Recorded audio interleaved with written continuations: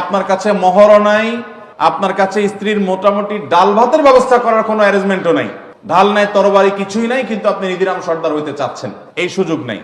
যদি আপনার মোহর দেওয়ার কোনো ব্যবস্থা না থাকে, ডাল ভাতের জোগাড় করারও ব্যবস্থা না থাকে, তাহলে ফালাইকা বিসসাওম, নবীজির নির্দেশ অনুযায়ী আপনি রোজা রাখবেন। বিয়ে করবেন তখন যখন আপনি মিনিমাম মোহরের ব্যবস্থা করবেন, ডাল ভাতের জোগাড় করতে পারবেন। তথাকথিত পায়ে দাঁড়ানোর দরকার নাই, ডাল ভাতের জোগাড় বউয়ের করতে পারলে, মোহর ব্যবস্থা করতে পারলে আপনি বিয়ে করবেন।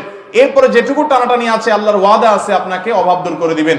কয়েকজন সালাফ, ওমর রাদিয়াল্লাহু তাআলা সহ কয়েকজন সালাফ থেকে বর্ণিত হয়েছে, আজাবান লিমান তলাবাল গিনা মিন গায়রি নিকাহ, ওই ব্যক্তিকে দেখে আমার আশ্চর্য হয় যে ব্যক্তি সচ্ছলতা চায় অথচ বিয়ে করে না। কারণ বিয়ে করলে আরেকজন যে আসবে তার রিজিকও আল্লাহ তাআলা নিয়েছেন না নেন নাই, অতএব তার রিজিক সহকারে আসবে ইনশাআল্লাহ বিইذنিল্লাহ।